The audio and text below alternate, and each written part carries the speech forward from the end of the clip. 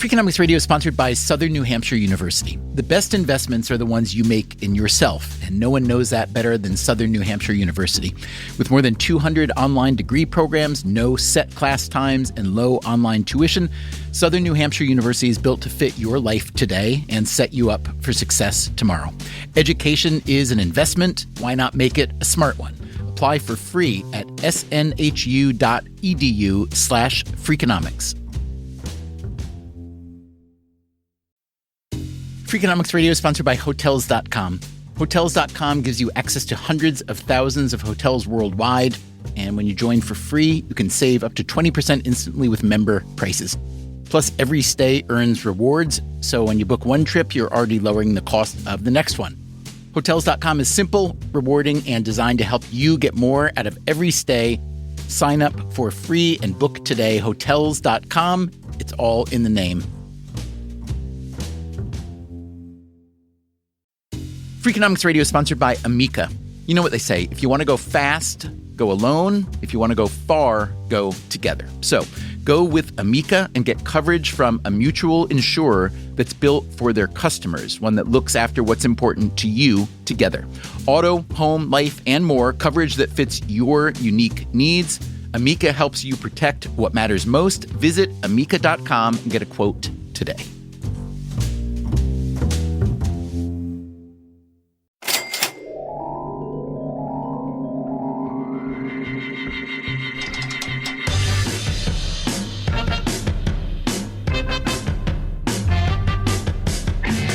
Hey there, it's Stephen Dubner. As you know, Freakonomics Radio is primarily an interview show based on extensive research in which we explore various issues, often quite complicated ones, in some depth.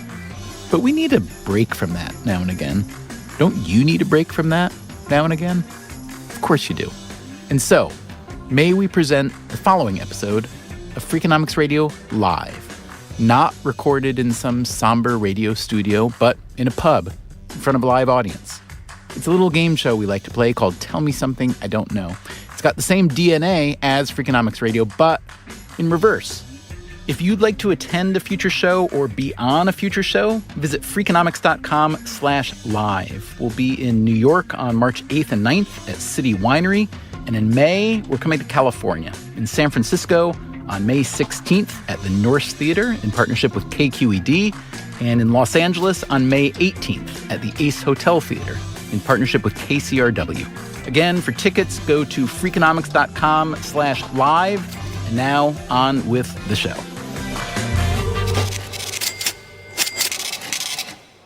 Good evening, I'm Stephen Dubner, and this is Freakonomics Radio Live. Tonight, we are at Joe's Pub in New York City, and joining me as co-host is the University of Pennsylvania psychologist and author of Grit, our good friend Angela Duckworth. Hi, Stephen. Hi, Angela. Hi, everyone.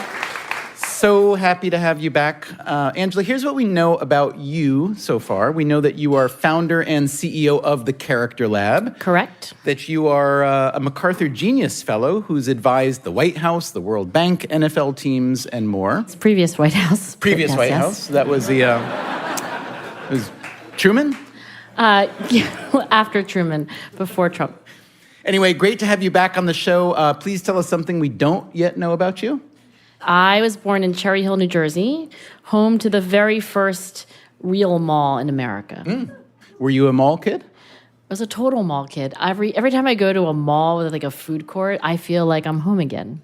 You know, I have always had a theory, I've never been able to substantiate it, that the secret to success in life is massive consumption of Orange Julius during teenage correct. years.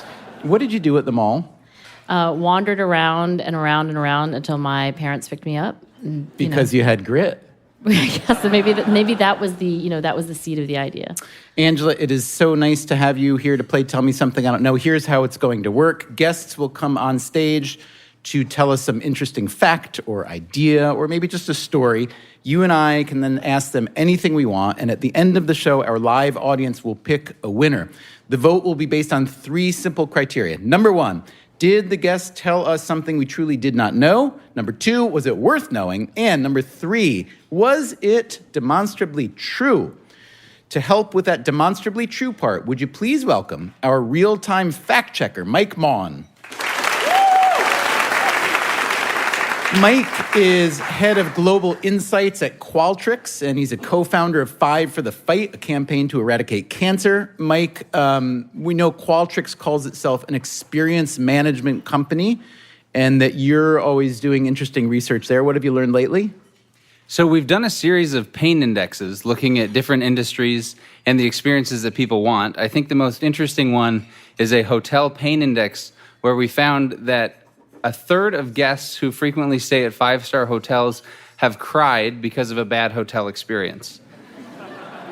I think that probably says a lot more about the demanding, fragile, unresilient, non-gritty state of spoiled people than it does about anything else.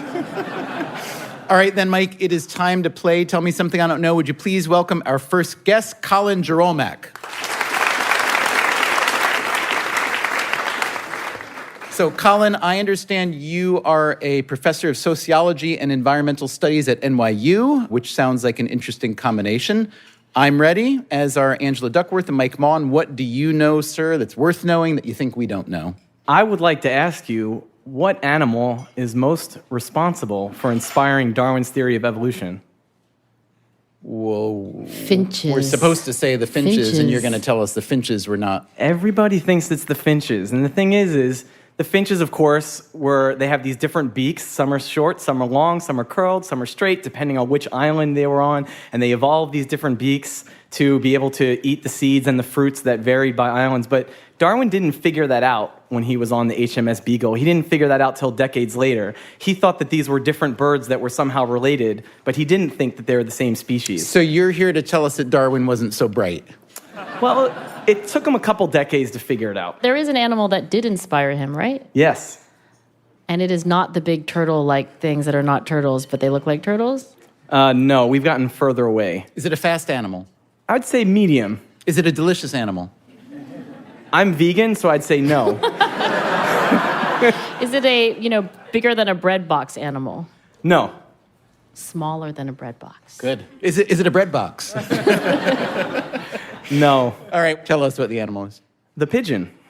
The humble, lowly rock pigeon that we see outside this very studio. So Darwin kept pigeons for 12 years or more. And he was fascinated by them because you could breed them. And there were so many different breeds. In Victorian England, there was hundreds of different breeds of pigeon.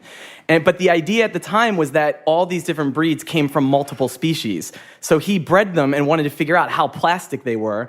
And over generations, he discovered that if you mix them all together, you get the same pigeon that was walking around on the street. And so he thought these must have all come from the same species, not multiple species. And so, if some of you may remember, if you actually read The Origin of Species, this is why he spends the first 70-plus pages on pigeons, and he gently guides you through all the variation, all the different breeds, how tall you can make them, how fat or small you can make them, and then he hits you with the bombshell, and he says, if I can do this breeding pigeons in just a couple of years, imagine what Mother Nature could do over millions or hundreds of millions of years. And he says Mother Nature is the selecting hand. Right? So first he says, I'm the artificial hand of breeding, but Mother Nature is the selecting hand. So why is this amazing fact so unknown? What is the finches are just too, like they're sexier than pigeons? Pigeons got a bad rap. Pigeons are, I think if I were to ask people what they think of pigeons, many people say, I think they're rats with wings, or I call them rats with wings as if they thought of that themselves. But to be honest, I'm not totally sure, because I ask my class, who's read The Origin of Species? And they all put their hands up, and I say, so what are the first 50, 70 pages about? And nobody, That's because they didn't read it. So that's what I'm saying. I think the real answer to your question is nobody's actually read The Origin of Species. I think that's probably the answer. So can you tell us more about how popular pigeons were in Darwin's day, and to what end? They were used in, obviously, messengering, but were they used in warfare and all this kind of stuff? Definitely. Now, during the time that Darwin wrote The Origin of Species, there was something of a pigeon craze in Victorian England. People were breeding hundreds of varieties. They had shows like the Westminster Dog Show, and they still have these today, actually. They're just not as popular. The Queen of England kept pigeons, still has a racing pigeon loft today. So everybody had pigeons and was breeding pigeons and making fancy pigeons as ridiculous as the clothes that people were wearing. And actually, when Darwin wrote The Origin of Species and gave it to his editor, the editor said, man, this stuff about pigeons is amazing. And people love pigeons Let's so just much. make a pigeon book. Yeah, that's what he said. Just get rid of speculative stuff about evolution. And if you make this just about pigeons, it'll be a coffee table book. Everybody in England will buy it, and it will be a bestseller. So what you're really here to tell us is that the publishing industry is exactly the same today as it was then. Yeah, it hasn't changed much. That's right. That's right. When was peak pigeon? Probably around that time, late 1800s, early 1900s. So what happened after that is we used to actually love pigeon crap. We domesticated pigeons 5,000 years ago because their feces was such valuable fertilizer. And then we also realized you can eat them. So squab, if you've ever eaten squab, that's pigeon. That's pigeon. But and then as Stephen alluded to, they served as messengers. And so Genghis Khan, sent pigeons throughout his empire to send messages. Also, Reuters was launched on the back of pigeons, on messenger pigeons. But then, after the turn of the century, nitrogen fertilizer replaced pigeon feces. Chickens replaced pigeons. You could breed them much fatter, much quicker. And obviously, we don't need them for messages anymore either. So they've kind of become, from society's terms, useless. If they can do all that stuff, carry messages by having a homing instinct, if nothing else, are we to assume that they're relatively smart, especially for birds? Yeah, they're not bird-brained. You'd be surprised. Pigeons pass the mirror test. There's very few animals that pass the mirror test. What's the mirror test? Looking at oneself in a mirror and understanding that they're looking at themselves. So walk me through. A pigeon is in front of a mirror. Yes. How do you know that the pigeon knows that it is itself? You put the animal to sleep, and you put a red dot on its forehead, and then you notice if it does things to try to get rid of the red dot, like pecking at it. So the pigeon will peck at the mirror and kind of shuffle about and do things that indicate to get the red dot off of its mirrored image. Yes. I could tell you some other things that make them rather intelligent. So they can be trained to tell the difference not only between Cubist and Impressionist paintings, but between a Monet and a Picasso, or if you're giving them some other Cubist or Impressionist painting, but that is not a Monet or a Picasso. So you plainly, would you call yourself a pigeon advocate? Yes. They got me tenure. Not bad. All right, so I don't expect an honest answer from you on the following question, but how do you know that the pigeon is actually so smart as opposed to being the bird that was popular and therefore was trained a lot? Could I take a seagull? Could I take a dove, etc.? Right. And do what? Train it to carry messages. No, no, come on.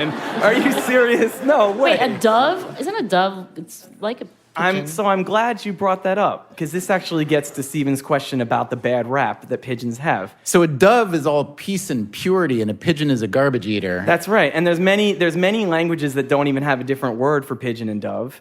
And if any of you ever gone to a wedding or to the Olympics and they release doves, these are white homing pigeons that will leave and fly away and go back to the owner who's bred them and trained them to fly.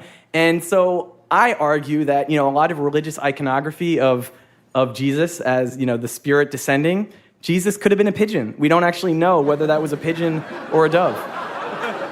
Mike Maughan, fire up your Google. We're going to need to know if Jesus was indeed a pigeon. Hey, let me ask you this. Why are they the one bird that I know of, at least, that walk among us in cities? Yes. So first of all, in terms of literally walking, they're ground feeders. That's why they walk and they don't hop. Birds that hop mean they feed in bushes or flowers or trees. Pigeons are ground feeders. So pigeons were the first bird to be domesticated over 5,000 years ago. And as I mentioned, we domesticated them for agriculture, for the fertilizer and to eat them. But they've actually co-evolved with humans. When we moved to cities, we brought pigeons with us. And so they, at this point, have been living in cities since cities were around. Today, unfortunately, with climate change and urbanization, species basically have two routes. They go extinct or they survive, and the survival route usually means adapting to living amongst people and actually changing your evolutionary trajectory. And pigeons have done that. They're generalist eaters, so that we leave a lot of garbage around, tons of garbage around for them to eat, and they can pretty much eat almost all of it. And we feed them as well. And because their natural habitat is actually cliffs and rocky ledges, even in terms of walking amongst us, I like to call them pedestrian animals. They literally walk on the sidewalks and sit on benches and ledges because they prefer them to grass, shrubs, or trees. It's more like their native habitat. Has anyone ever seen a baby pigeon? You yes, have? I have. Oh, I saw one Aha. growing up on a window ledge yes. in a hotel a few months ago. Why do you ask that question? Because I've never seen a baby pigeon. Yeah. Tell us a little bit about pigeon family life. Sure. Like, are they monogamous-ish? Because It's- honestly, here's what I thought. When I first moved to New York years ago, I would see pigeons all over, but never babies or even adolescents, right? But I somehow imagined that pigeons would like be a couple. I don't know if they are, and that they would, when they were with child, they would like go to the burbs and have the kids there, and then Send them to the good adults would come schools. back when they wanted to go to the They theater. can ride their bike. That's an interesting hypothesis. You're not entirely wrong in terms of, they actually do what I think at least many humans aspire to. They mate for life, and they're monogamous. And they're also pretty good on gender equality. They both sit on the eggs, and they both feed the young. If you've ever seen pigeons that appear to be kissing, the male is actually throwing up into the female's mouth to demonstrate that he can produce the crop milk to feed the babies. That is sweet. And that's Yeah. the final, that seals the deal. She's like, oh yeah. But what about from birth to adulthood? Why don't we see the young? Because it's kind of hilarious if you get to see it. The mother and the father will sit on the baby until it's fully grown, and so they don't fledge the nest. They are like people, actually. Yeah, they don't. Right, they don't. They don't fledge the nest until they've gone to college and come back home. I'll give you a tip if you would really like to find baby pigeons. Anytime you're walking pretty much anywhere, but say particularly under an awning, listen for these really high-pitched squeaks, and that's a baby pigeon. And if you listen, look around, you'll find them. Mike Maughan, Colin Jaralmick, has been telling us much more about pigeons than I ever thought any of us would want to know, and I personally found much of it fascinating. I believe him because He's a tenured professor at NYU. He's like a professor of and pigeons. also, he's got khakis and a braided belt, and I think there's something about that just says verity. See, I gotta thank my wife for that one. Yeah. So I find no reason to distrust anything he said, but you're the man with the Google over there. Yeah, so a few things. You don't have your wife to thank for a braided belt. You should be mad at her.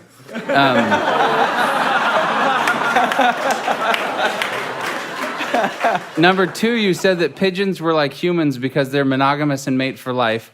That's not true. Humans don't do that. Oh, I said humans aspire to that. Okay.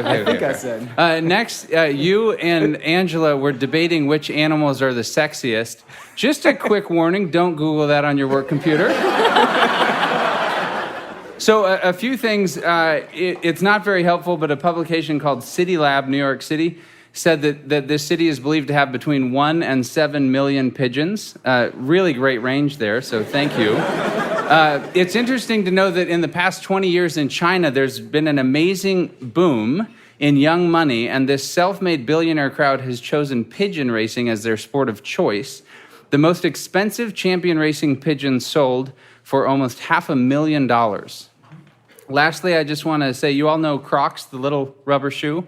So I think it's important to recognize that pigeons are a lot like Crocs. They're more functional than they appear, but still super weird to have with you in any situation.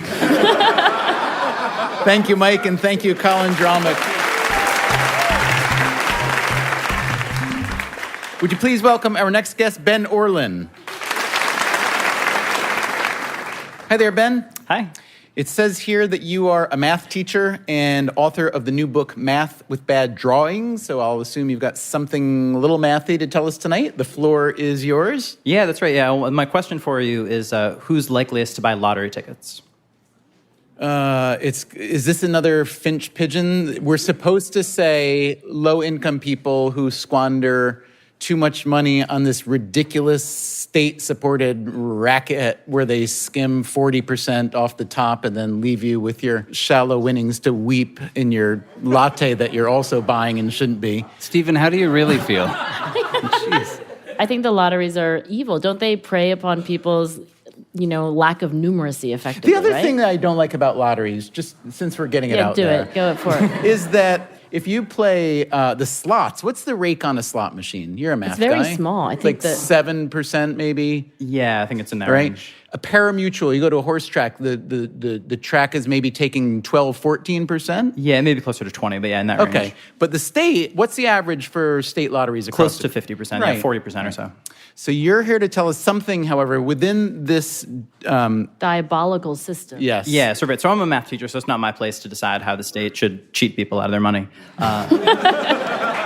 But who are they cheating out of their money? It turns out, actually, so the state where the most lottery tickets are bought is Massachusetts, my home state. A lot of very educated, wealthy people in Massachusetts. And it turns out Gallup did a poll, 2016, so not that long ago, and people making more than $90,000 a year are actually likelier to buy lottery tickets than people making below $36,000 a year. So do we call 90 and above high income, or we call that middle high? What do you want to call I'm that? impressed. Yeah, I think 90 is pretty good. All right. You are He's a math teacher. right? But you would call 36 pretty good, too, as a math teacher, would you not? Let's say 36 is below. Let's say it's below national median, so we'll call that. So you're saying more people in that bracket? Yeah, more, that's right. a higher share of People who are higher income are actually likelier to play than people who are low income, and similarly, people with bachelor's degrees are actually likelier to play the lottery than people with no college education. Right. So you're saying that this general idea that the lottery is disproportionately popular among lower income is not quite right. So how many lottery tickets are they buying? Yeah, that's a good question, right? So Gallup doesn't have data on that. In the same sense, also that if someone making $36,000 a year buys a lottery ticket, and someone making $100,000 a year buys a lottery ticket, the person making less has just spent a much larger percentage of their income on lottery tickets. So even if they're buying the same number, we can still call it a regressive tax. So let me just make sure I'm understanding. You're saying that people who make a lot of money buy more tickets per person. Like on average, they're more likely to buy... More likely to participate, yeah. So per person, I'm not sure, but more likely to buy a ticket at least. More likely to buy a ticket. And what share is that? Let's say 90 and above. Are we talking like 30, 60%? What it comes, it's basically about 50% across pretty much every And then income group. 36,000 and below, we're talking... we're looking at like 46% or so. So it's not a huge difference. And what it comes down to is about half of people play the lottery. Wait, that itself is half of people play the lottery? But play the lottery means what? One ticket in the past 12 months? You don't know anything about frequency, played in the do last you? year. Although if you look at Massachusetts, so that's the state where we have sort of the highest spending, it's about $800 per person per year. So the average person's buying 2 lottery tickets a day. That's probably not evenly distributed. I don't know, unless my wife has been sneaking off and buying way more lottery tickets than I think. Wait, the average Massachusetts citizen is buying $800 of tickets per year, or the average person who is buying a ticket? Right. So the total amount spent, if you divide by the number of people in Massachusetts, you get $800. $800 per year? Per year, yeah. So let me ask you this. Let's just pretend that Angela and I have decided that we think that playing the lottery is a bad idea. Let's pretend. Let's just pretend that, okay? But then let me introduce, let me just say, well, let's say the expected value is very low, right, relative to what I can do with $1 or $10 elsewhere. But what about the entertainment utility? Has anyone ever measured that? Do we have any idea? I mean, the measure of entertainment utility is that people keep doing it, and they seem to do it very gladly and in great quantity. So they seem to be drawing some value from it. People could be buying tickets because it's fun, or they could be buying tickets because they are legit thinking that they are going to win the lottery. Right. And that, they're All right, well, let's say they're this, gonna be lucky. Mr. Math Teacher. Let's say that Angela and I change our mind. We think, hey, we're going to play the lottery because we think we can win because we know a smart guy named Ben Orlin who's a math teacher who's interested in the lottery, and he can help us not cheat, but cheat. So what are some things that we could do to increase our chances of winning? For instance, I've read that, let's say you have a pick of numbers that go from 0 to 100, that if you pick numbers above 31, let's say, that at least if you do win, that you'll have a bigger payout because so many people play their birth dates, for instance. Does that work? Yeah, this is true. So if you pick, there are certain numbers that show up on fortune cookies or numbers that are birth dates. It's not a good idea to pick those because if you win on that number, you're going to be sharing with all the other people who had that fortune cookie. Stephen, you mentioned expected value, which I think that's sort of the, someone who's taken a probability class or a math class. I think the assumption is expected value is sort of what you should be looking at. So right now, for example, there's the Mega Millions just went up to the highest I think it's ever been. It's $1.6 billion right now. Expected value is basically just the long-run average. If you were to buy tons and tons and tons of tickets, how much would the average one be worth? So for Mega Millions, there's only about 300 million possible tickets. It's worth $1.6 billion. So the average ticket should be worth more than $5, and they only cost $2. So in theory, it sounds like a good idea. The problem is if you go out and buy a ticket, you're going to just lose your $2. Why don't you just buy every possible combination? Right, so this is very hard to do with Mega Millions. This actually happened, so in 1993, sort of early days of state lotteries, Virginia had, so the prize went up all the way to $28 million because no one had won it for a while, and there were only 7 million tickets for $1 each. And so there was actually a syndicate, sort of a group of people in Australia who said, okay, we'll just buy them all. That's easy money right there. Which sounds like easy money, but it's not that easy to go and buy 7 million lottery tickets. Oh, you mean, that's right, because you have to go to like so many delis, right? And like each one. So what they did, this team in 1983, what they did is they placed a lot of big orders with grocery store chains and convenience store chains. But even that didn't work out that well for them. There's actually one chain that had to return $600,000 to them for tickets they weren't able to print. And so by the time of the drawing, 7 million tickets out there, they'd actually only purchased 5 million of them. So there was a 2 in 7 chance they were going to wind up losing all that money. Okay, well then what happened? Well, what happened is 2 weeks went by, and the state knew that they'd sold the winning ticket, but no one could find it because they had 5 million tickets they needed to look through. And then about 2 weeks later, they surfaced it, and they did win the money. The state lottery commissioner was furious and issued this sort of like a villain at the end of a heist movie, as though he knew he'd been beat, but he swore he would never get beat that way again. And actually, since then, it's become much harder to do those kind of bulk purchases. Most states have passed laws against that. And if you wanted to try it on Mega Millions right now, if you could do it, it'd be great to get all 300 million tickets, but there's just no feasible way to do it. Mike Maughan, Ben Orlin is telling us that pretty much a lot of people love to play the lottery, and it's not what we expect in terms of income. What more can you tell us about that? So here are a few things that are more likely to happen to you than winning the lottery. Giving birth to identical quadruplets, getting killed by a falling coconut, or having a vending machine fall on you. And the kicker, you're more likely to be elected president of the United States, but we've already shown that anyone can do that. Thank you, Mike and Ben Orlin. Thank you so much for playing.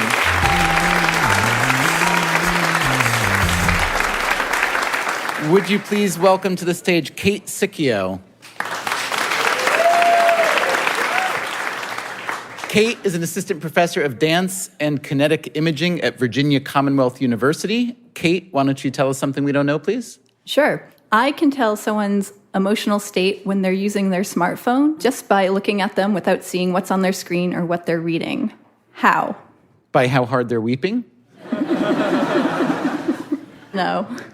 Without looking at their face and without seeing what's on their phone. Correct. And From their body posture? Is it from that? Getting there, yeah. Does this have to do with what you do professionally? Yes. You are a professor of dance and kinetic imaging. What is kinetic imaging? We'll start there. So kinetic imaging is like media arts. That is a way more impressive word for it. Yeah. Because I've always thought media arts, but kinetic imaging. Wow. Right. Yeah. It's exciting. Absolutely. So you observe their movements, and because you're a dance professor, you can tell how they're feeling? Yeah. Okay. Got it. All right. Bingo. So in choreography, we have different tools of analysis. And in particular, there's this thing called the Maughan effort graph. And what it does is it allows you to look at movement in sort of like 3 different categories. One is time. So like, is the movement sudden or sustained? One is space. Is the movement direct or indirect? And another is the force. Is it strong or light? And when you combine these 3 things, you start to get gestures. So like a strong, sudden, direct movement is a punch, right? So when I punch my phone, you know I'm feeling... I know you're angry. Yeah, good. Okay. I wouldn't have figured that out without my kinetic imaging degree. Well, but that's the thing, like with a phone. I mean, how much range is there when people are on their phone? Right. So one of the things we do a lot on our phone is we do things like mindless surfing. Well, that gesture is what we call a flick. So it's indirect and light and sudden, right? And that means that, you're not really being conscientious. You're not paying that much attention. You might be bored. So what does sadness look like on, an iPhone in terms of my using it? Usually sadness is like light, but it's usually more sustained, right? And it's usually indirect. So not quite a flick. Right, not quite a flick. One of my favorite ones is Tinder. So when we're using Tinder, we're doing this really careless gesture. And of course, that's where you meet people to hook up, not someone you're going to care about in the future. So do that gesture again, because that's good for radio. Yeah. And give me something that's the opposite of that. Right. So another app that I use is one called Hotel Tonight. And in order to book your That hotel... sounds not that unlike Tinder to me. They go together. But to book your hotel, you have to do a very direct, sustained movement. It's much more of a commitment to get your hotel room than to find a date. And so you have to actually trace the shape of a bed on the phone. So it's this really direct movement that you have to do in order to purchase. Are there practical applications of this observation? Yeah, I mean, I think that you could make things more direct and more sustained so people would think about it more. Like maybe we want news apps to be more like that so people are actually careful about what they're reading and thinking about what they're digesting in terms of, content. Mike Maughan, Kate Sicchio is saying that you can tell how people are feeling by looking at how they interact with their phones. True? Yeah, so we hear that Tinder is this hookup app, right, because it takes so little effort, and you're just swiping left and right. Now, that may be true at the beginning of a relationship, but it doesn't tell us a ton about what it takes to get into a relationship, because by the time people are able to actually meet and hook up, they will have had to have engaged in some more committed behavior, like texting, phone calls, etc. And so what appears is that it's not necessarily the results of how much effort someone takes throughout the time to get together, physical or otherwise, but rather it's how the relationship starts. And so something that may indicate what that means for us, The Atlantic has reported that couples who cohabitate before marriage tend to be less satisfied with their marriages and are more likely to divorce. So the issue with Tinder may not be the human movement overall, but rather what the human movement says about the desire for commitment from the very beginning of the relationship. Angela, does that make sense to you? I mean, I think that when you say that people who live, maybe I'm taking this personally, but anyway, why would someone who lives together, with another person be more likely to, is it divorce? Is that the fact? Yeah, so as a certified non-marriage counselor, I think the idea is that if things start out without a deep level of commitment, then the research shows that we're less likely to stick to it. Now, you're the person that studies grit, passion, and perseverance, so I'm not going to fact check you on whether people stick with things or not. Well, okay, so I'll just say this. Whenever you find a correlation, like people who drink Diet Coke live whatever, like you have to worry as a scientist that like lots of things are correlated with the decision to live together. And those may be the things that are driving the marriage, statistics also. So what we really need is an experiment where half the people get assigned to live together before they get married. And Let's do this half of the room. Like to the left, right? And then half the people, then we'll know. Speaking of spurious correlation, though, I do think it's important to know that the number of people who die becoming tangled in bed sheets almost perfectly correlates with per capita cheese consumption. Mike, thank you so much for that. And Kate, thank you for playing Tell Me Something I Don't Know. We're going to take a quick break. When we return, more guests. We'll make Angela Duckworth tell us some things we don't know, and our live audience will pick a winner. If you would like to be a guest on a future show or attend a future show, please visit Freakonomics.com. We will be right back.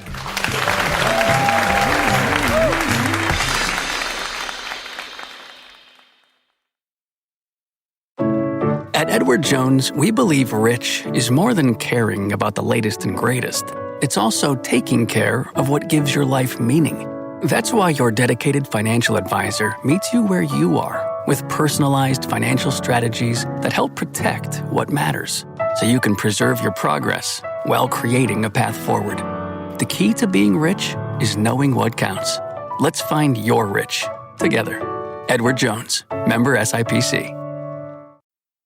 Freakonomics Radio is sponsored by Everpure. Data is crucial to businesses, but managing it can create friction, risk, and manual work.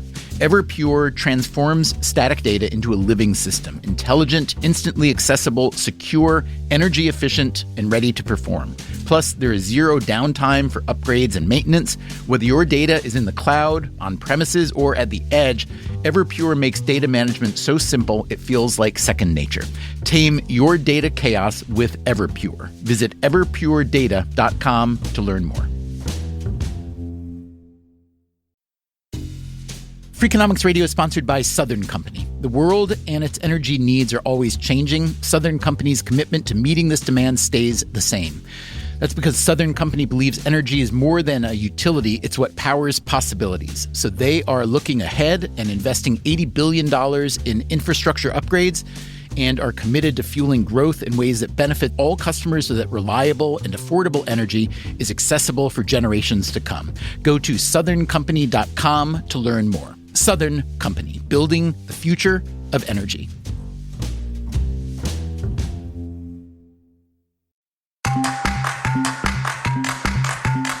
Welcome back to Freakonomics Radio Live. Tonight we are playing Tell Me Something I Don't Know. My name is Stephen Dubner. Our fact checker is the great Mike Maughan, and my co-host is the psychology professor and author Angela Duckworth. Before we get back to the game, we have got some frequently asked questions for Angela Duckworth. You ready to go? I'm ready to go. You are best known for having written the book Grit. The Philadelphia Flyers of the National Hockey League have a new mascot called Gritty. Was that your doing? Okay, that was 100% not my idea. It's like awful. It's so, have you seen it? It's like an orange alien. No, I had nothing to do with it. Do you know if the people who invented and named Gritty are fans of yours? I do not. They have not been in touch. Do you think it's a dereliction of royalty issue for which they've not been in touch? I am not suing the Philadelphia Flyers for their use of the word gritty because I don't think can you own a word? I don't think you can own a word, can you? Do you own Freakonomics? I do own Freakonomics. Angela, I know you're working on a new podcast about the work of the Character Lab, which advances the science and practice of character development. Why a podcast? So I think it's the case that people like these things that they're listening to, where they get to actually talk to people like Stephen Dubner. And I thought maybe there are a lot of parents out there and teachers who would like to talk to me about the science of how kids grow up to thrive. Mm-hmm. And lastly, family grit question. Can you give an example of something particularly ungritty that someone in your family has done? Well, okay, a certain person would throw themselves into various projects like metal detecting and then stamp collecting and then vending machines and, weightlifting and one thing after the other. And when you do that, then you're not being gritty. I didn't know vending machine was a hobby. It can be. It can be. Short-lived, it turns out, in this case. Angela Duckworth, ladies and gentlemen, thank you so much. It is time now to get back to our game. Would you please welcome our next guest, Philip Barden. Philip is a professor of evolutionary biology at the New Jersey Institute of Technology, as well as a research associate at the American Museum of Natural History. So that sounds very promising. What do you have for us, Philip? So what does a hell ant and an iPod have in common? May we in turn ask you, what the hell is a hell ant? Yeah, that's a whole, okay, so that's a decent question. So, so I work on fossil ants. That's my niche. That's about as myopic as you might think you could get. Turns out there's many fossil ant species as there are fossil dinosaur species. If that helps. And among the oldest fossils that we know about 100 million years old, trapped in amber, are these ants called hell ants. And they have all these bizarre adaptations that we don't see in any modern ants, and in fact in no modern insects. So what we see is these big scythe-like mandibles that jut out of the face and come up towards the forehead. A mandible is a jaw? The jaws, yeah, exactly. The jaw, the mouth parts. And so modern ants have mouth parts that articulate horizontally. So if you take your arms and you kind of go to hug somebody, it's sort of like that. This would be if you took and put your elbows together and you kind of went to jut yourself in the forehead. With the tips of your fingers. Those are hell ants, right? And so hell ants, it turns out, Dulesky, who's this Russian paleoentomologist, named the genus for the first time in the 90s, Hadomyrmex, Hado meaning Hades, and Myrmex, which is Greek for ant. And the common name is hell ants. Why hell ant, other than it was, It's just a real spooky, cool, just badass it was branding. thing It was to just name branding. an ant. Oh, it was just a badass name for a species of ant. Exactly, yeah. Hadomyrmex, it just sounds really, and really, truly, I mean, there are 13,000 species of modern ants, and this is it sort of breaks the mold. And your question was, what do a hell ant and an iPod have in common? iPod have in common? I should say one other thing, which is that there are some hell ants that also have horns that come out of their forehead. We named one last year. We named it after Vlad the Impaler. And the reason is this: we CT scanned it, we looked through X-ray imaging, and found that these ants actually look like they sequester metals into the middle of this paddle. And so what we think is happening is to prevent themselves from running themselves through their own forehead, they're actually capturing prey and puncturing them and drinking their hemolymph, which is insect blood.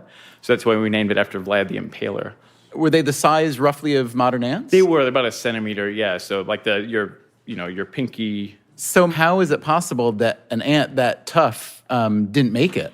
Well, this gets into the thing. I'll just give it to you. Give it to me. One of the reasons why we think that hell ants went extinct is potentially because, and they are extinct, and all of their close relatives are extinct, because they were too specialized. They effectively painted themselves into a corner. Some of the evidence that we have strongly suggests that they specialized on prey that also went extinct. And so this is an interesting thing in evolution, right, where we get into these scenarios where your adaptations work really, really well until all of a sudden the bottom drops out, and they don't. And they actually persisted for about 21 million years. We know about them from amber in Myanmar, France, and Canada. So what they have in common with the iPod is they were too specialized and we don't need them anymore. Perfect. Nobody buys iPods anymore. Okay, so there are species that went extinct because you're arguing of over-specialization. Right. Like they were tough. There were certain prey that they could beat up, but otherwise they weren't good enough to go on. Exactly. But what about, aren't there what good is the platypus for? Like, is that not a specialized thing, and why is it still around? Well, so anything that is around today, it's working, right? And so we always think about evolution as being this sort of game of winners and being the best or whatever. And it's really just the best in that moment in time, in that particular slice, right? So everything, including humans today, right? If you put humans 2 billion years ago, there's no oxygen in the atmosphere, sort of game over. It's hard. In fact, something like oxygen turns out to be another thing that sort of changed the game. So the earliest life on our planet, oxygen was catastrophic for it. There was no oxygen in the atmosphere. And then when we start to get photosynthesis, all of a sudden having that adaptation of being anaerobic, that is surviving without oxygen, becomes really terrible. And now we have this big, massive extinction event because of something like oxygen. And so now, of course, we all love oxygen. But it turns out that wasn't really the case in the beginning. So let me ask you a human-centric question. I don't think about humans. So are we over-specialized, or are humans the opposite of because we can learn anything? Humans are incredible generalists. This is one of the reasons why we are highly, highly successful. And in fact, I'm just bringing it back to ants. Some of the most... And the reason why I bring it back to ants is because, they are... Because you study ants. Yeah, because I study ants. It is my comfort zone. But really, they are tremendously successful, and in many places, they outweigh the biomass of all vertebrates, including humans in some environments.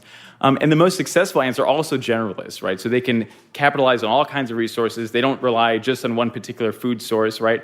And humans are very much the same way, although we have some other kind of funny things going on, this culture thing.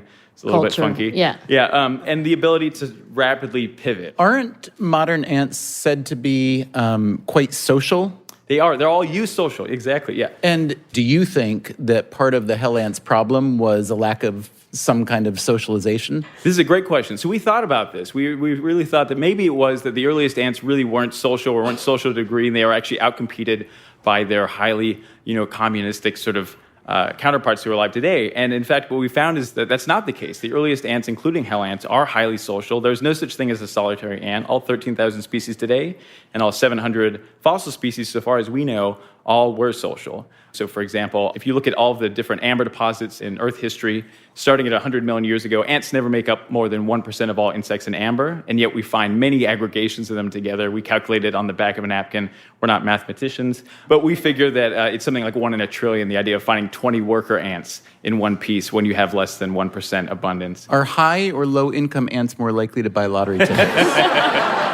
High there income. should be an ant lotto. Let me ask you this. Will science and technology allow you to bring back the hell ant? And if so, whose picnic would you send it to? Oh, this is a great question. So not biologically, no, but in fact, where I am now, we have some great industrial design students who we've CT scanned these, and we're now modeling them. We're digitally bringing them back to life to figure out how the mechanics of these would have worked. That is cool. Yeah, this is a great tee-up, by the way, for NGIT, where I work now, and I do not have tenure, and I'd like to have tenure. And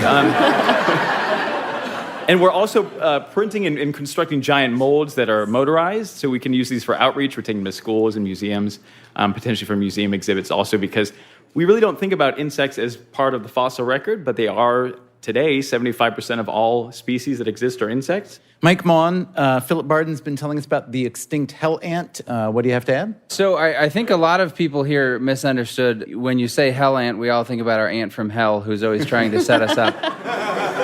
That's just your ant from hell. So ants have lost a lot of things over the years. They lost the impaler. They don't have lungs. They don't have ears.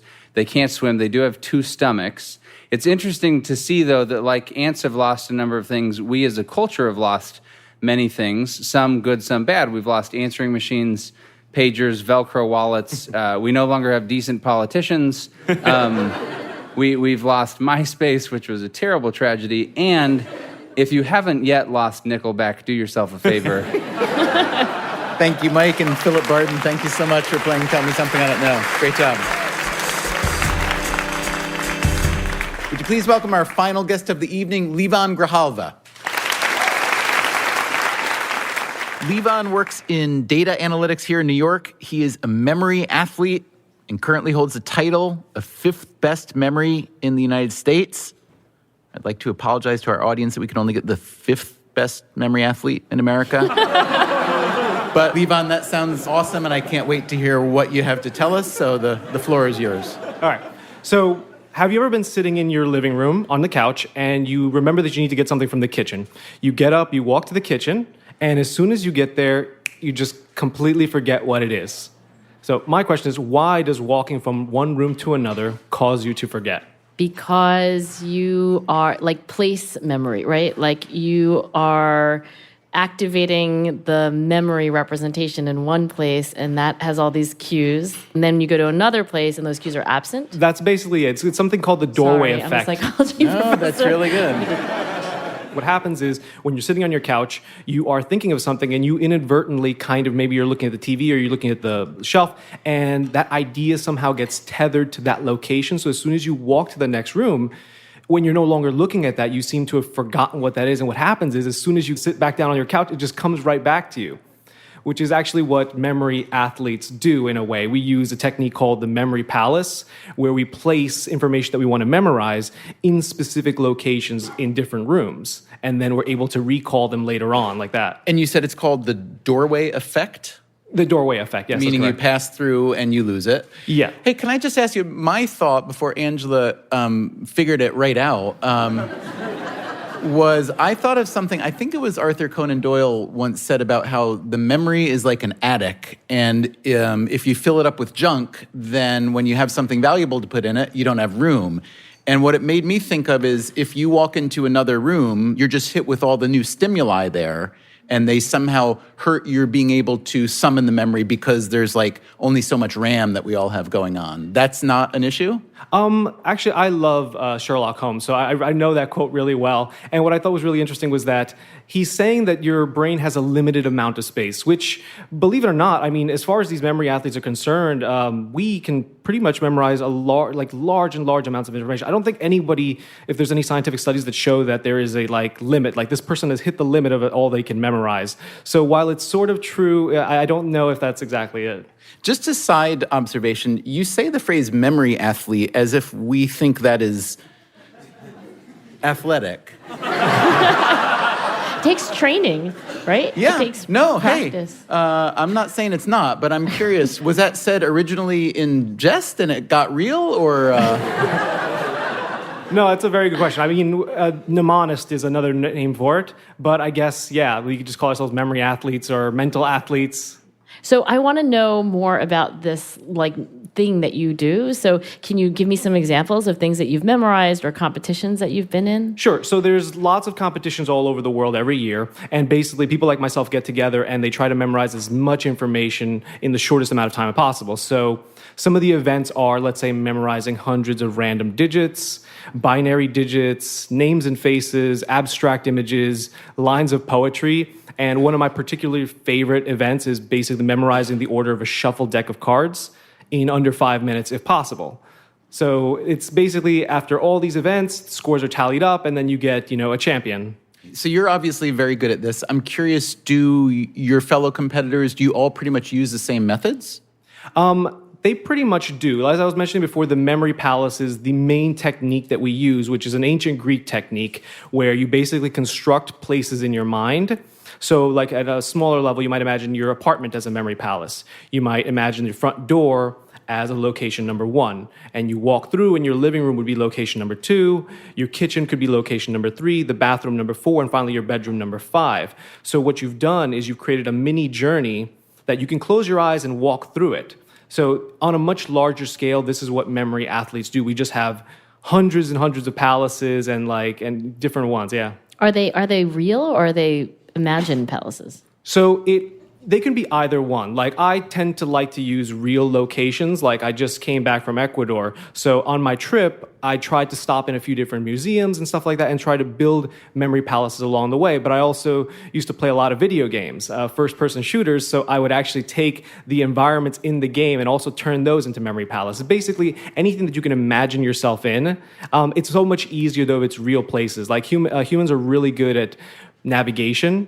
So it's pretty easy to build palaces wherever you go. So you actually go to new places in order to create memory palaces from them afterwards, yes? Yeah, and usually like I will take notes or take photographs of different places. It makes it so much fun too because you could actually close your eyes and be in these places. Like a lot of times when I'm memorizing in competitions, it's so strange but also really relaxing to be able to walk through all these places in your mind. So why do you do this? I actually admire this, very gritty. But what do you get out of it? And do you think you'll still be doing this, 10 or 20 years from now? So I originally was a magician, so I would do a lot of stuff with cards. And obviously as magicians, we pretend to memorize a deck of cards to do tricks. But then I found out people were actually memorizing them. And I thought to myself, well, as a magician, as somebody who loves cards, I have to be able to do this. So I started training myself to just do that.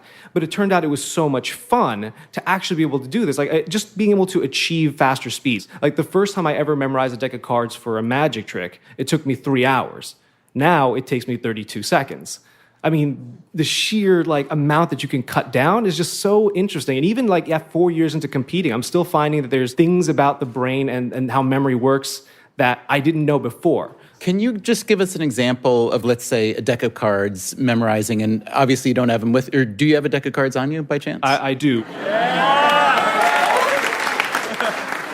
So I can give an example because unfortunately, seeing a memory competition is not that exciting. It's just a bunch of people sitting there with headphones and dead silence as they run through. So just imagine how exciting it will be to listen to people seeing a memory competition.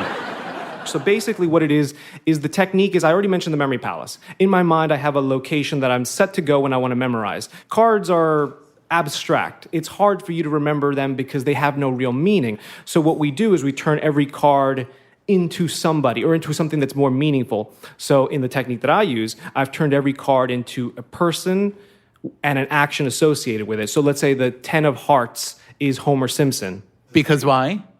So originally, this is the hard part. Building the system requires things that, you just have to sort of make it up. Like, here's an easy one. So the 6 of hearts is Michael Jordan. And that one makes sense because Michael Jordan won 6 championships, and I say he's got a lot of heart. So it's very easy for me to memorize that. The ace of spades is James Bond, and I think of the highest card in the deck as being James Bond when he plays poker.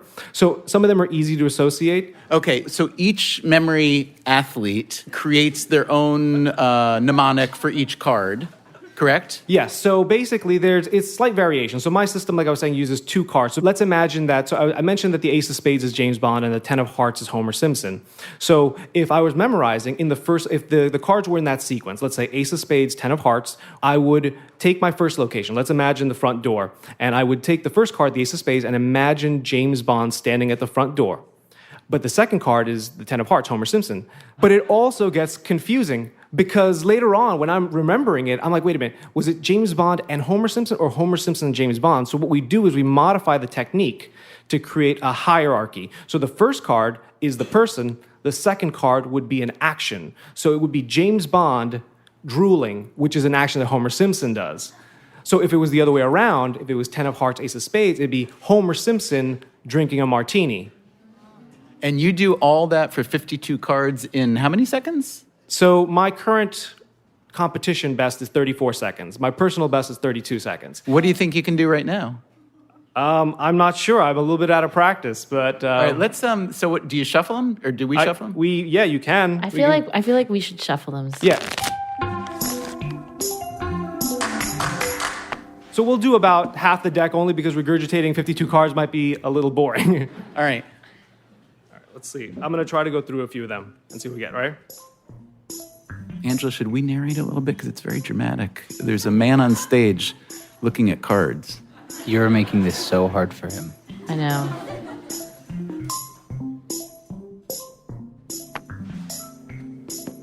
Okay, Okay, great. So you can verify that I got them right. Woo. So first, I'll say the cards and I'll say what I'm looking at. So the first card should be the 9 of spades, which would Correct. be a girl that I know named Lily. The second card should be the 7 of spades, which would be a samurai sword. Then it's the Ace of hearts, which is Johann Sebastian Bach, with the 9 of diamonds drinking tea. The next card would be the 6 of diamonds, which is a friend of mine called Six, who is freezing, so it should be the 5 of hearts. Then it's Old Boy from the film Old Boy, so it should be the 7 of diamonds, followed by the Ace of clubs, which is hanging upside down. Then it should be the 4 of diamonds, followed by the 6 of spades, I believe. Then the Queen of spades, 6 of clubs, 9 of hearts, 5 of clubs, 8 of hearts, 2 of hearts, 10 of, with Homer Simpson, so it should be the 10 of hearts. Doing yoga, which is Queen of diamonds, followed by Clint Eastwood spray painting, so it should be Ace of diamonds, 4 of hearts, followed by Sharon with sheep, so it's 3 of spades, Jack of hearts, followed by, this is Reggie Miller doing, so it's the King of spades. Is he eating spinach, 5 of spades? Oh. No, Jack of spades, 5 of spades. That's what I'm saying. That's yeah. it. Yeah, Jack of spades, 5 of spades. Is that all? All right. Yeah, that's it.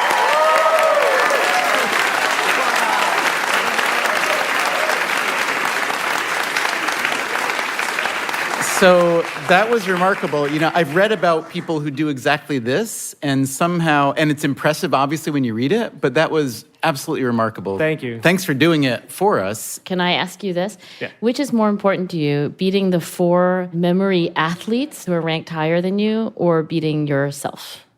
I've actually, when I first started, I didn't know any of the memory athletes. So I thought to myself, I'm going to come in and I'm going to try to beat everybody. Because at the time, the U.S. wasn't very well ranked among the world. Like the top countries were, I think, China and Germany.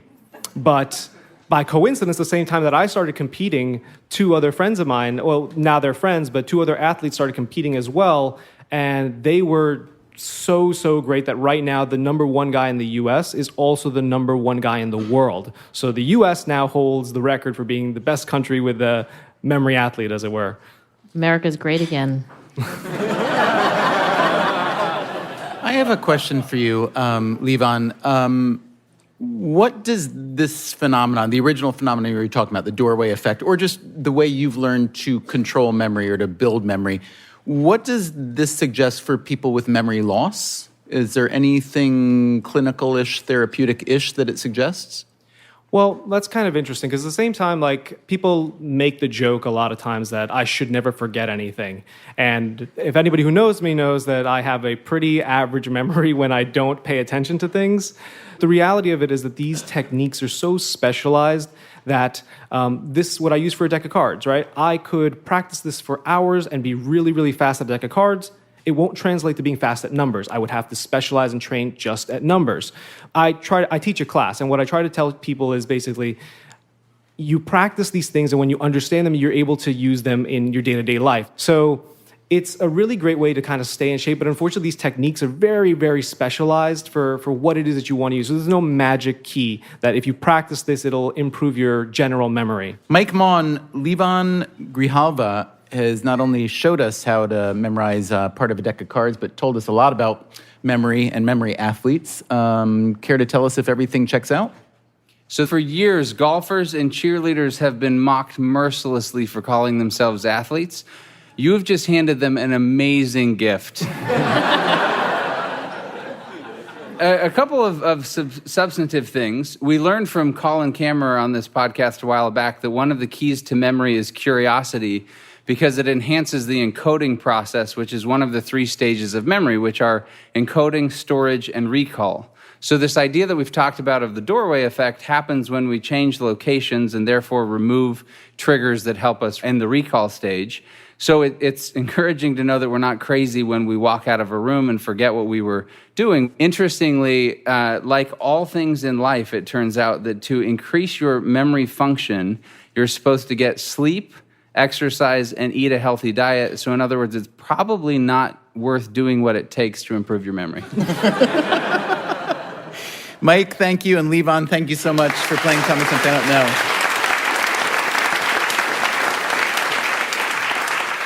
And can we give one more hand to all our guests tonight? I thought they were fantastic. Thank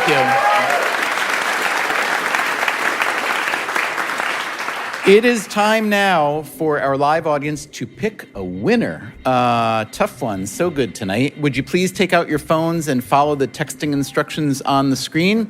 So, who will it be? Colin Jerolmak with In Praise of Pigeons, Ben Orlin, who told us about lottery misperceptions, Kate Sicchio, using choreography training to spy on people, Philip Barden, the unfortunately over-specialized hell ant, or Levon Grijalva with memory and the doorway effect. While our live audience is voting, let me ask you a favor. If you enjoy Freakonomics Radio, including this live version of Tell Me Something I Don't Know, please spread the word and give it a nice rating on Apple Podcasts, Stitcher, or wherever you get your podcast. Thank you so much.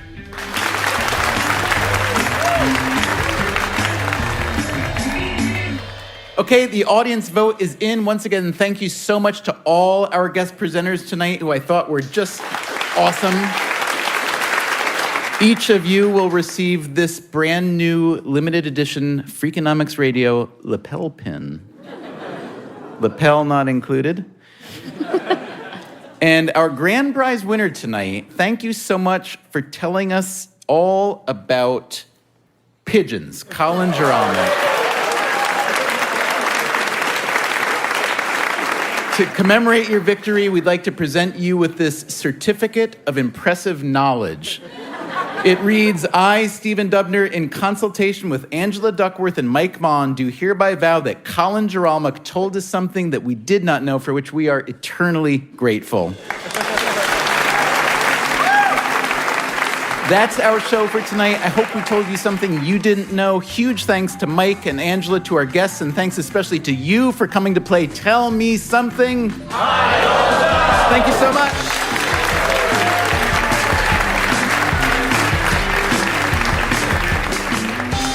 Coming up next time on Freakonomics Radio, we revisit our conversation with Richard Thaler, who helped create the field of behavioral economics and, for his trouble, won a Nobel Prize.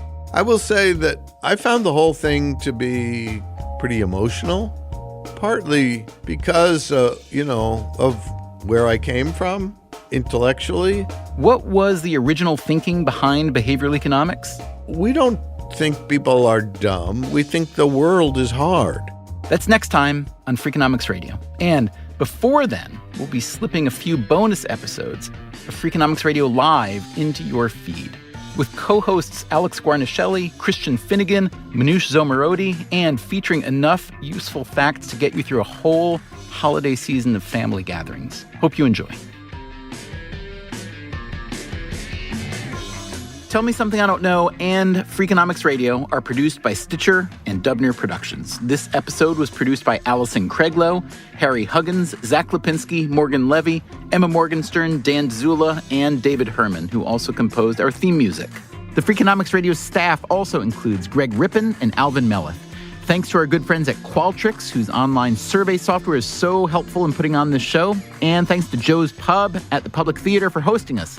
You can subscribe to Freakonomics Radio on Apple Podcasts, Stitcher, or on Freakonomics.com. If you'd like our entire archive ad-free, along with lots of bonus episodes and sneak peeks, please sign up for Stitcher Premium. Use the promo code Freakonomics for 1 month free. Thanks, and good night.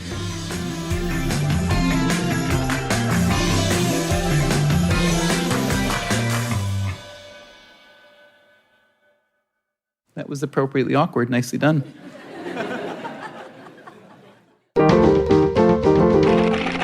Stitcher. Freakonomics Radio is sponsored by Ozempic. Innovation happens through rethinking what's possible, and when it comes to GLP-1s, Ozempic pill does just that. Learn more about Ozempic semaglutide tablets, 4 and 9 milligrams, by calling 1-833-OZEMPIC or visit Ozempic.com to view the medication guide and ask your doctor what's possible with FDA-approved Ozempic pill. In the U.S., there's a break-in every 26 seconds. But when intruders step near, Simply Safe Home Security steps up. Stop. This is Simply Safe. Police are on the way. Using AI alerts, U.S.-based live agents help deter break-ins. Simply Safe, no long-term contracts. Save 50% on your new system with professional monitoring at simplysafe.com/SXM or with promo code SXM. Outdoor deterrence requires a Simply Safe Active Guard outdoor protection plan starting at $49.99 a month. Visit simplysafe.com/licenses for alarm license information. Tennessee 2012. Breathe in. Feel the sense of calm that comes from having up to $300 in overdraft protection with Go2 Bank. Now, did you say $300? Yes. Now, back to our breathing. So if I overspend my balance, Go2 Bank has my back up to $300? Yes. Can we breathe out now? Less worries, more zen, with over $300 in overdraft protection. Tap to open an account today. Eligible direct deposits and opt-in required for overdraft protection. Fees, terms, and conditions apply.